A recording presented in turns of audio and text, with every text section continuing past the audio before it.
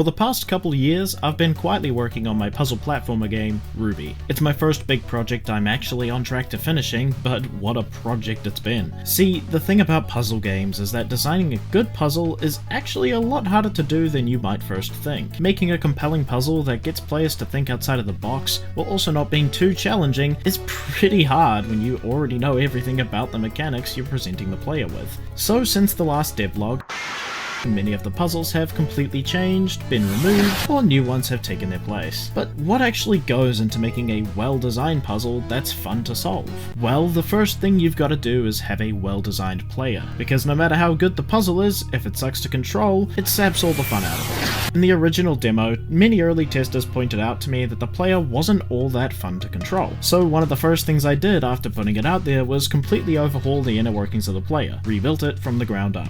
While a lot of the changes are boring internal things, the player definitely feels a lot better to control because of it. They're weightier when they're falling, they can step up a tile without having to jump, which honestly does a lot more than it sounds like it would, and I've gone ahead and added a few new sounds to the player to make them feel even more responsive.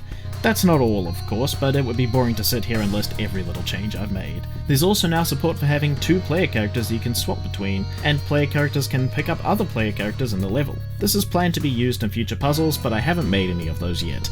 I've simply opted to create this mechanic in advance so I don't have to deal with another headache further down the road. But back to the puzzles themselves. The original demo had one level in particular that I found to just be not the best, and that's OS.Time. There was never really a point in development where I was entirely happy with it, but it got put into the first demo anyways because it's what I had at the time. After some feedback though, I got the confirmation that it wasn't what the game needed. It was a massive difficulty spike from these other levels, and on top of that, the level's main gimmick, these blocks that changed on beat with the music, not too dissimilar from how Celeste did it, proved to be rather difficult to utilize in any meaningful way. RUBIE centers around the mechanic of respawning, abusing the immortality the game world gives you to get places you otherwise couldn't get to. It's all thanks to this spawn box, which acts as a kind of checkpoint that you can move and throw around. While having a block that enables and disables collision sounds cool on paper, the actual core mechanics of the game don't really interact with them that meaningfully. There's a handful of puzzles that did it well, like this one here, but there's not nearly enough for a whole area's worth. As for the comparison from earlier, Celeste is able to do a lot more with this simple mechanic than RUBIE is, because the core mechanics of the game are much better suited for this kind of mechanic.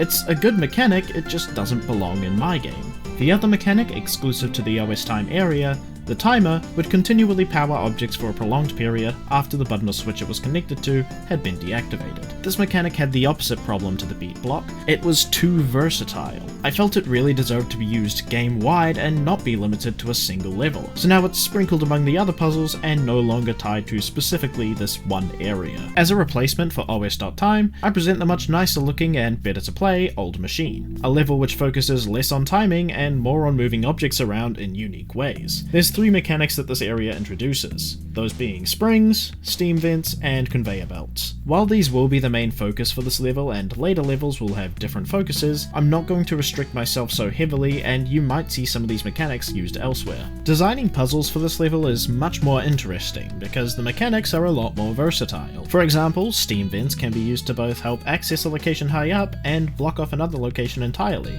like in this puzzle here. There's a lot more than just mechanics that make a good puzzle though. One thing that's important to keep in mind when designing puzzles is to make sure the player knows what the end goal is. You want players to figure out how to reach their end goal and not have them scratching their heads in confusion with absolutely no lead. So I've added these little exit signs to dot around maps where the exit isn't immediately clear, giving the player a sense of direction. One other thing that some of you might have noticed is that the graphics of this version just look overall better than in the original demo. A lot of time has been poured into the art of this game, and I'm really happy with how it's looking. I feel I have a concrete art style going now, and I also feel the quality of my pixel art has improved quite a bit throughout this journey. Of course, there's a lot more I've been doing behind the scenes that I haven't talked about today, so if you'd like to see more, consider subscribing. I'll be trying my best to make devlogs that are not 2 whole years apart from here on out, so you'll want to see when that happens. And of course, an updated demo isn't far away either. Thank you for watching, and until next time, stay safe out there.